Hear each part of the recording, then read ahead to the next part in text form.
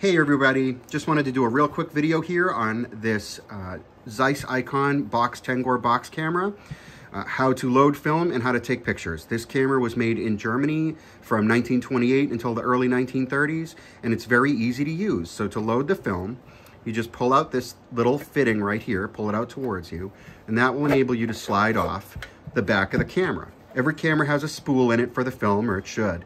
You're going to want to make sure that your spool is in this position so that when you wind this knob, it moves the spool. So this is the film. It's a sunny day today. I'm going to be taking pictures, so I chose 100 speed film.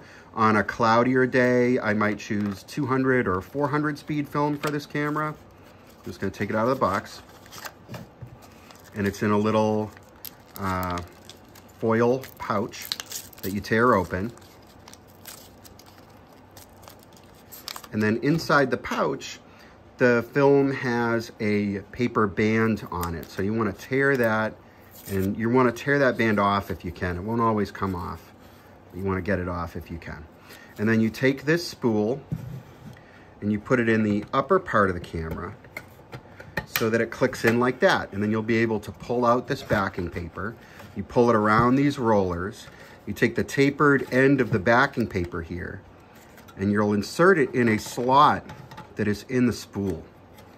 And then you'll start winding it on. Try to make sure it goes on straight, make sure it's going on. Now we're ready to put the back on. And slide this in so that it doesn't pop out.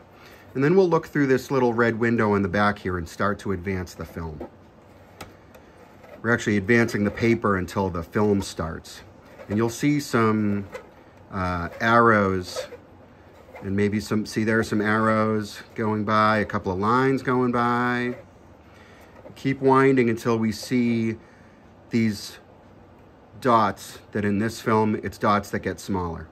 The dots are getting smaller, and I carefully wind until I see the number 1 and center that right there in the film window. Now it's ready to take the first picture. Okay, so to take photos with this camera is really simple. What you need to do, the most important thing about this is holding the camera completely still. So you actually press it against your abdomen and you hold it very still. You hold it as steady as you can, and you'll look down into the viewfinders. You can look down into this viewfinder for portrait orientation or into this viewfinder for landscape. Press it against yourself, breathe out, hold your breath, and then you very gently and steadily are going to push this lever, and that fires the shutter. Every time this lever moves, you'll hear that click, and that's the shutter opening and closing. You don't want to do this where you move it up and down, return it to its original position, because that takes 2 photos. That's a double exposure. If you want, you can also use these 2 controls on the top. This one is for taking time exposures. If I pull this up, every time I hit this lever, the shutter will open and stay open until I hit the lever again. So the shutter opens, the shutter closes. You want to basically keep this down all the time for taking snapshot type photos. That's the simplest way to take photos. If you are in bad lighting conditions, then you can make a time exposure. To take photos regularly the snapshot way, you need to be at least 8 feet away from the subject, and you also need to be outdoors in good lighting. If you're indoors, or if it's at night, or the lighting conditions are very dim, then you'll have to use the time exposure. How long to keep the shutter open for? You can use a light meter app on your phone, or you can just kind of guess and experiment, because film has a very wide latitude, and it doesn't have to be exactly perfect. So if the light is a little dim, if it's a really dark day or something, you could do 1 second. If you're indoors and it's kind of dim lighting, you could do 30 seconds. And if it's really dim, dark, you could try having the shutter open for a whole minute. This is for the aperture. The aperture is the opening here that allows light to go into the camera when the shutter is open. This is a 3-position aperture. Push down all the way like this. It's about an f11. That's what you want to use most of the time. You can pull it out until you feel it stop like this.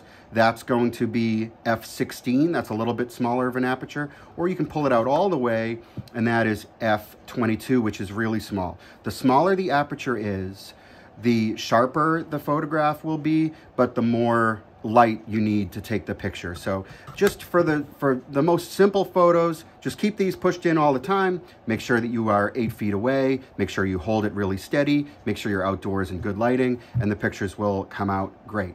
Now, to take the film out, I have gone through all 8 photographs on this roll of film.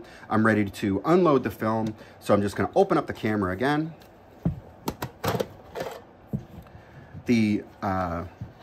After you take the 8th photo, you're just going to keep winding it. You just keep winding it and winding it and winding it, and all of the backing paper is going to wind onto this spool of film, and now that's ready to go. It's got this band here, which is, depending on the type of film you use, it might be self-adhesive or it might be a lick and stick thing, but you just wrap that around and seal it, and then this is ready to be developed.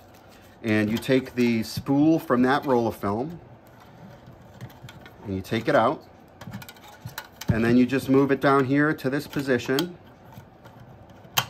You might have to turn this knob a little bit to get it to mate with the slot in the spool, and that's it. You're ready to go again. Put another roll of film in there, and put the camera together. You're ready to take pictures. Good luck. Happy photography.